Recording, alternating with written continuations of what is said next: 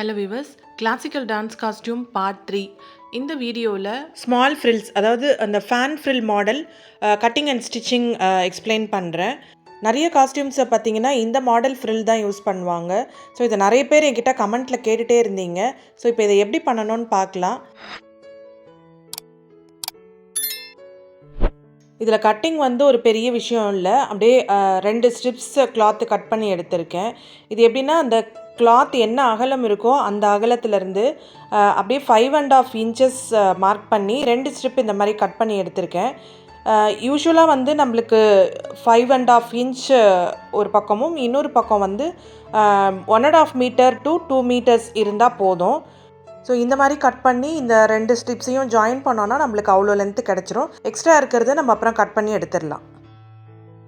இப்போது இந்த இடத்துல வந்து ஒரு 1/4 இன்ச் அளவுக்கு மடிச்சுட்டு அப்படியே ஸ்டிச் பண்ணிட்டு வரணும். அந்த ஃபுல் லென்த்து நம்ம 2 மீட்டர் இல்லை 1.5 மீட்டர் தேவைப்படும்னு சொன்னேன் இல்லையா, அந்த லென்த்து ஃபுல்லுமே இந்த மாதிரி ஸ்டிச் பண்ணிக்கணும். இப்போது இந்த இடத்துல வந்து நான் பார்டர் அட்டாச் பண்ண போகிறேன். ஸோ பார்டர் வந்து நான் சின்னதாக எடுத்துருக்கிறதுனால இதை 2 டைம்ஸ் பக்கத்தில் நான் அட்டாச் பண்ணிக்கிறேன். ஸோ அப்போ தான் வந்து பார்க்குறதுக்கு நல்ல பெரிய பார்டர் வச்ச மாதிரி அழகாக தெரியும். இப்போது நான் 2 பார்டரையும் வச்சு ஸ்டிச் பண்ணி முடிச்சிட்டேன். இப்போ இந்த இடத்துல வந்து நான் ப்ளீட்ஸ் பண்ண ஆரம்பிக்கிறேன். இந்த ப்ளீட்ஸில் அந்த ஒரு ஃப்ரில்லோட மடிப்பும் பார்த்திங்கன்னா ஒரு 1/2 இன்ச் அளவுக்கு இருக்கணும். ஒரே அளவான மடிப்பு யூஸ் பண்ணி இந்த மாதிரி ப்ளீட்ஸை வந்து க்ரியேட் பண்ணணும். ஸோ இது வந்து இந்த எவ்வளோ லென்த்து நம்ம கட் பண்ணியிருக்கிறோமோ அந்த ஃபுல் லென்த்துக்கும் இந்த மாதிரி ஒரு 1/2 இன்ச் மடித்து இந்த மாதிரி ப்ளீட்ஸ் க்ரியேட் பண்ணிக்கணும். ஸோ நான் வந்து கொஞ்சம் எக்ஸ்பீரியன்ஸ் இருக்கிறதுனால நான் மார்க் பண்ணாமையே அப்படியே மடிக்கிறேன். ஸோ உங்களுக்கு வேணும்னா நீங்கள் வந்து மார்க் பண்ணிவிட்டு கூட நீங்கள் இதை ஸ்டிச் பண்ணிக்கலாம். இப்போ உங்களோட ஒரு ப்ளீட் வந்து 1/2 இன்ச் வரணும் அப்படின்னா 1.5 இன்ச்சுக்கு ஒரு மார்க் வச்சுட்டு நீங்கள் அதை மடித்து ப்ளீட் பண்ணிங்கன்னா இந்த மாதிரி உங்களுக்கு ஒரே சைஸில் ஈவனாக வந்துடும். ஸோ இது வந்து சைஸ் மாறி வந்துச்சு. ஒரு ப்ளீட் வந்து 1/2 இன்ச்சு, ஒரு ப்ளீட்டு 3/4 இன்ச்சு, இன்னொரு ப்ளீட் வந்து 1/4 இன்ச்சு, இந்த மாதிரி இருந்ததுன்னா உங்களுக்கு அந்த ஃபேன் வந்து ஃபினிஷ் ஆகும்போது பார்க்குறதுக்கு நல்லா இருக்காது. ஒரு சைட் ஃபுல்லாக ஃப்ரில் வச்சு முடிச்ச அப்புறம் இந்த மாதிரி இருக்கும். இப்போது ஒரு செமி சர்க்கிள் பேப்பர் கட் எடுத்துக்கிறேன்.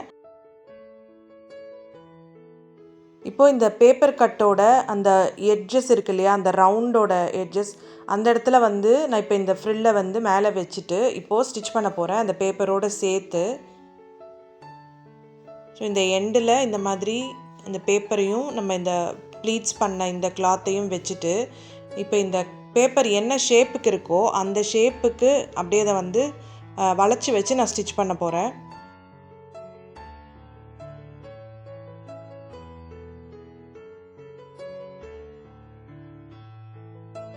இந்த இடம் வரைக்கும் ஸ்டிச் பண்ணிவிட்டு இப்போது எக்ஸ்ட்ரா இருக்கிறத நம்ம கட் பண்ணி எடுத்துடலாம்.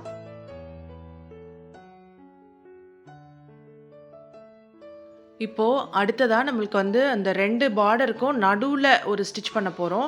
ஸோ இந்த ஸ்டிச் பண்ணும்போது பார்த்திங்கன்னா இப்போ அந்த ப்ளீட் சைஸை வந்து கொஞ்சமாக குறைச்சிக்கணும். இப்போ நம்ம 1/2 இன்ச் வச்சுருந்தோன்னா அந்த 1/4 இன்ச்சுக்கும் 1/2 இன்ச்சுக்கும் நடுவில் ஒரு அளவு இருக்கும் இல்லையா, அந்த அளவுக்கு நம்ம அதை வந்து லைட்டாக சின்னது பண்ணால் போதும். ஈக்குவலாக வைக்கக்கூடாது. ஈக்குவலாக வச்சிங்கன்னா உங்களுக்கு அந்த ரவுண்டு ஷேப் வளையாது. ஸோ அதனால் முன்னாடி வச்ச ப்ளீட்ஸை விட கொஞ்சம் சைஸ் கம்மி பண்ணி வச்சுட்டு அதை வந்து ஒன்று மேலே ஒன்று நல்லா நீட்டாக அரேஞ்ச் பண்ணி அட்ஜஸ்ட் பண்ணி விட்டுட்டு இப்போது இந்த 2 பார்டருக்கும் இடையில இந்த மாதிரி ஸ்டிச் கொடுத்துட்டே வரேன். இன்கேஸ் நம்ம பெரிய பார்டர்ஸாக யூஸ் பண்ணுறோம் அப்படின்னா அந்த பார்டருக்கு சென்டரில் கூட இந்த மாதிரி நம்ம ஸ்டிச் பண்ணிக்கலாம். இந்த சென்டரில் ஸ்டிச் பண்ணாமையும் டைரெக்டாக நம்ம பார்டரோட எண்டில் 1/4 இன்ச் வரைக்கும் அட்ஜஸ்ட் பண்ணி அந்த மாதிரி நம்ம ஸ்டிச் பண்ணி எடுத்துக்கலாம். இப்போது இந்த இன்னொரு பார்டரோட எண்டில் இப்போ பாருங்கள் இன்னமும் அந்த செகண்ட் ஒரு ஸ்டிச் போட்டோம் இல்லையா, அதை விட இப்போ தேர்டு நம்ம போட போகிற ஸ்டிச் வந்து இன்னமும் அந்த ப்ளீட்ஸை வந்து கிட்ட அரேஞ்ச் பண்ணிவிட்டு ஸ்டிச் பண்ணணும்.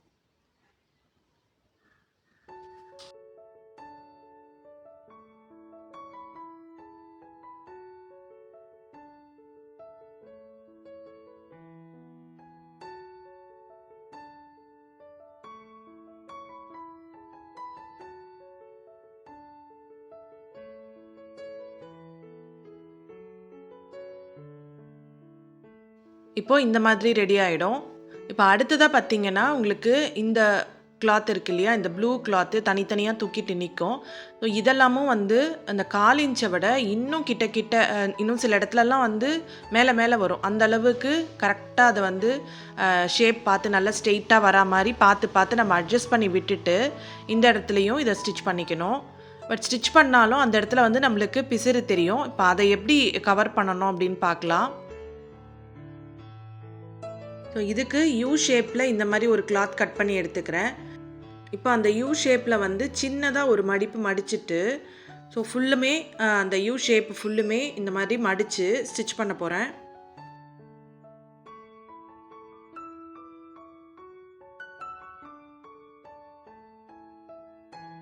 இப்போது இதை எடுத்து அந்த பிசுரெல்லாம் ஸ்டிச் பண்ணோம் இல்லையா, அதை மறைக்கிற மாதிரி இந்த மாதிரி ஒரு ஸ்டிச் போட்டுட்டேன் அப்படின்னா அந்த இடத்துல பிசுறு எதுவுமே தெரியாமல் பார்க்குறதுக்கு நீட்டாகிடும்.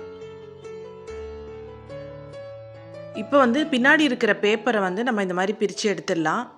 ஸோ இதுக்கு வந்து லைனிங் வைக்கணும்னு அவசியம் கிடையாது. லைனிங் வச்சிங்கன்னா இந்த ப்ளீட்ஸ் எல்லாம் ஆல்ரெடி வந்து ஒரு கிளாத் இருக்குது, அதுக்கு மேலே பார்டர் இருக்குது.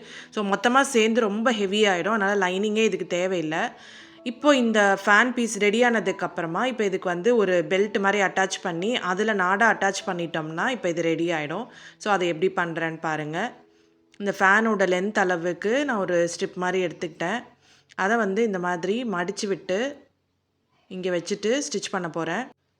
இங்கே ஒரு ஸ்டிச் பண்ணிக்கிறேன். பண்ணும்போது இங்கே கொஞ்சம் நான் மடித்து விட்டுக்கிறேன் அந்த எண்டு. ஸோ அதை அப்படியே கண்டினியூ பண்ணி இந்த சைடு வரும்போதும் இந்த எண்டுலேயும் நான் வந்து இங்கே மடித்து விட்டுக்கிறேன்.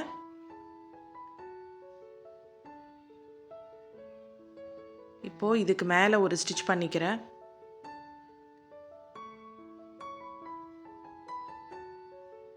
இப்போ இந்த இடத்துல உள்பக்கமாக ஆல்ரெடி ரெடி பண்ணி வச்சுருக்கிற நாடாவை வந்து இங்கே சென்டர் பார்த்து இங்கே வச்சுக்கிறேன். வச்சுட்டு இப்போது இந்த ஜாயின் பண்ண அந்த பீஸை வந்து மடிச்சுக்கிறேன்.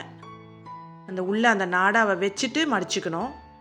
ஸோ இப்போது மடிச்சுட்டு இந்த மாதிரி ஒரு ஸ்டிச் கொடுத்தோன்னா நம்மளுக்கு இந்த பெல்ட் மாதிரி ரெடி ஆகிடும்.